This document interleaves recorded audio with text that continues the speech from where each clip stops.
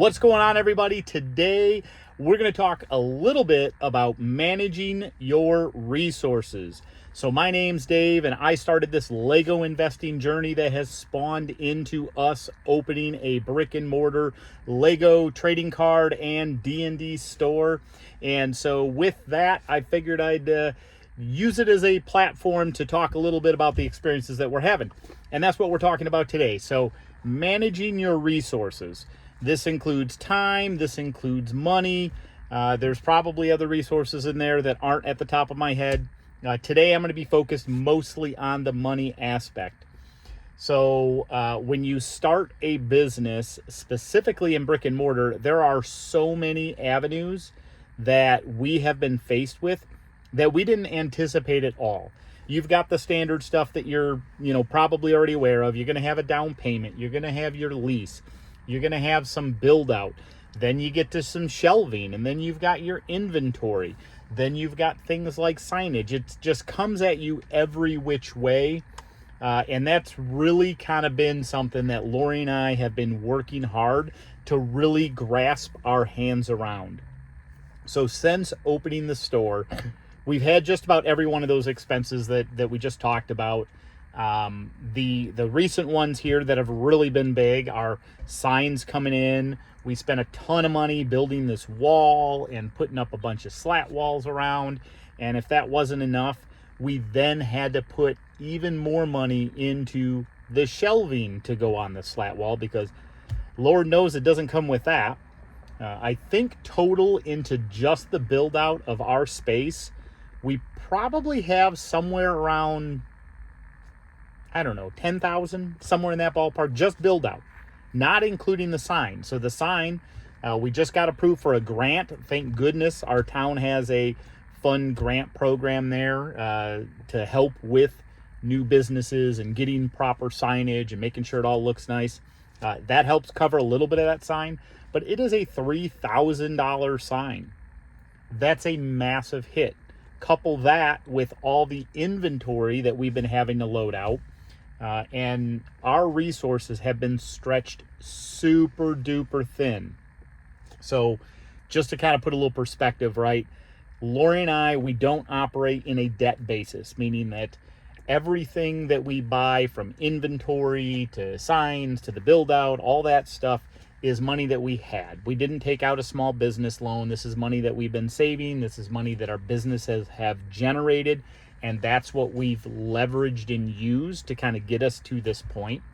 As many of you know, Lori and I have been operating our businesses for about 5 or 6 years now. And so that really afforded us that opportunity to build up that cash reservoir that we could put into something like this. On top of that, I've also been able to amass some inventory. So at least on the Lego side of things, and a little bit on the Pokemon and Magic side of things, I did have some inventory that I actually didn't have to put additional dollar resources out for. So that really helped a massive amount. I couldn't imagine having to have purchased everything that we used to actually populate all those shelves in the store. But anyway, I don't want to diverge too much there. Debt-free. And the importance there for Lori and I is the fact that by operating debt-free, it means that we're not over-leveraged. We don't owe anybody that money. It's not a matter of, oh, shoot, if these products don't sell or our inventory doesn't sell, then we can't pay that bill. And then all of a sudden the credit starts going, down the tube, and then we have to file bankruptcy. So we definitely did not want to be in that situation. So we've worked very hard to operate in a cash positive sense, meaning that the only money that we put back into the business is money that the business has earned.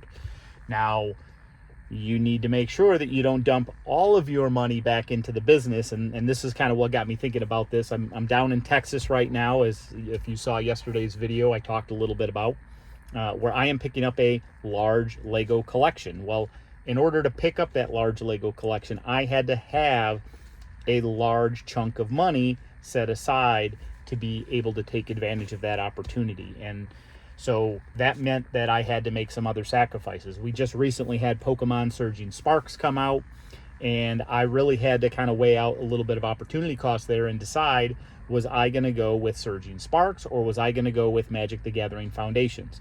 I leaned into Magic the Gathering Foundations. Fingers crossed that works out well for us during pre-release weekend this coming Friday. But nonetheless, I opted not to end up doing Surging Sparks. Maybe that was a little bit of a bad thing. Apparently, it's a set that's been taken off like crazy. The prices have been rising through the roof. But by passing on that opportunity, it afforded me the opportunity to be able to get this collection with the rest of those resource dollars. And so I guess really just to kind of real brief sum it up, because I want to get over here and get this collection, and I'll probably do another video afterwards on the way back home. I really just wanted to stress the importance of making sure that you're really assessing what your resource dollars are going to. Obviously, you've got all those startup costs that you kind of need to check the box on, but you need to be a little frugal and don't just immediately dump all of your dollars back into new inventory or expanding the store. You're going to want to leave some of that capital on hand so that when opportunities come up, you're actually able to take advantage of those. So with that, I'm going to go ahead and get over here and get this collection. I appreciate you for watching these videos. Don't forget, click on that like button, subscribe to the channel if you aren't already. And if you're looking for some of the amazing inventory that we have, you can go to www.scottstoys.com, browse our inventory. Any purchases that you make would be a huge help to Lori and I, and hopefully you enjoy this new style of video outside of them being in my car. And I'm looking forward to making a lot more content for the channel. So we will see you in the next video. Bye.